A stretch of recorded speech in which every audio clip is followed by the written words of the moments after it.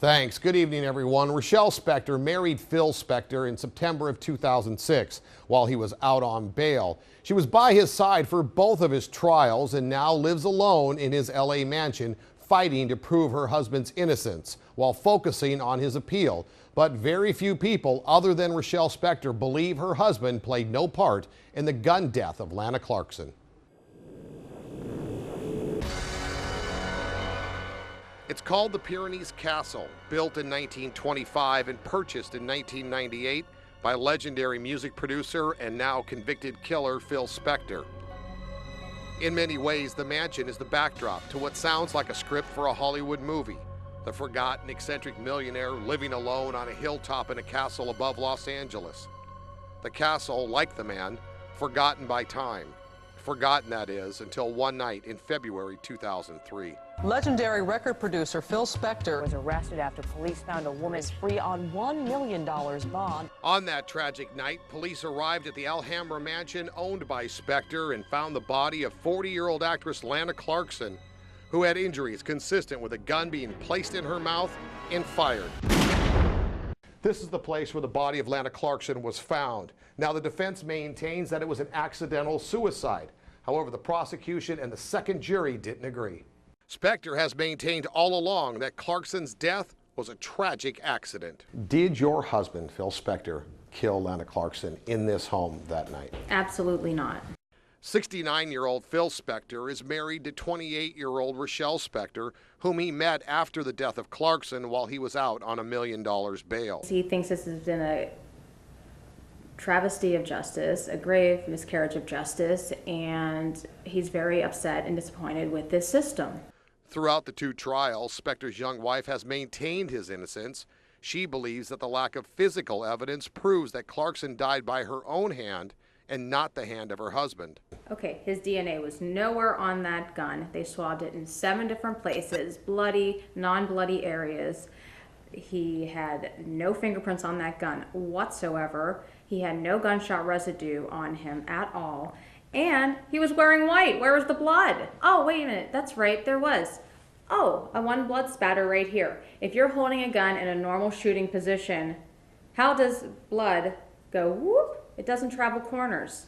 This is the fountain where the chauffeur was standing that night when he claimed Phil Spector came out the front door and said, "I think I killed someone."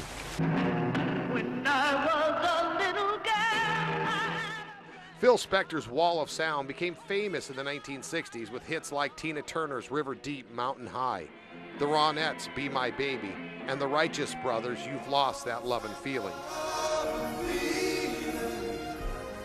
Phil Spector was really a pioneer of engineering what was called the Wall of Sound in the 1960s. But what he did was he took limited technology. They were using 4-track recording back in those days, and he layered it with so many different orchestral sounds and voices and percussion that it was an amazing step forward in music that had never been done in the late 50s up until Phil Spector started this in the early 60s. There will be an answer, let it be. The high mark of Spector's musical career came in 1970, when he not only produced John Lennon's solo album, Instant Karma, but he also produced the Beatles' 10th and final studio album, Let It Be. Spector went on to produce George Harrison's live album, Concert for Bangladesh, in which Spector used 60 microphones to capture the live sound. He finished the decade by producing the Ramones' only top 10 hit, Rock and Roll High School.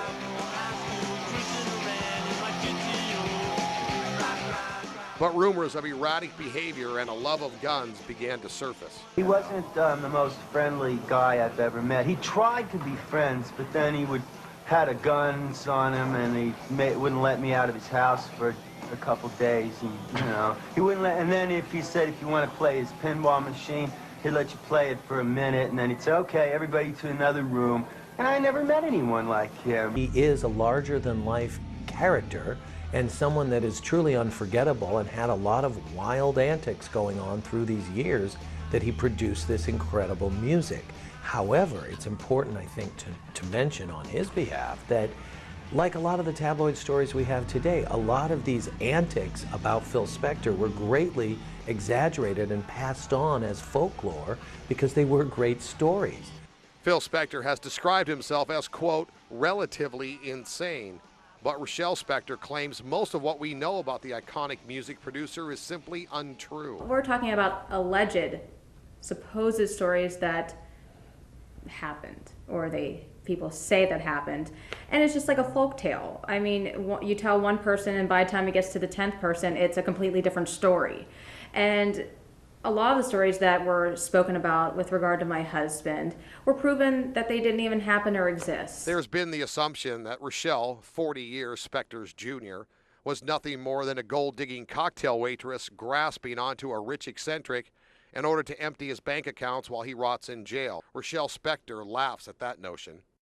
I don't care at this point how much I'm digging, there's not going to be anything there. So it's quite obvious that wasn't my plan, goal, or in my mind whatsoever when I met my husband. Or with that fact, married him. But in the end, despite all the accusations and name-calling, Rochelle Spector says she'll fight until the end to get her husband out of prison and restore his musical legacy. And so finally, after 6 years, it's my turn. It's my turn to get the truth out there about my husband. I want to restore his name, his honor, his legacy, and everything he has built and worked for.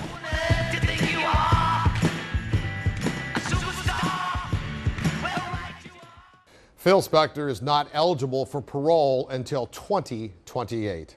Back to you.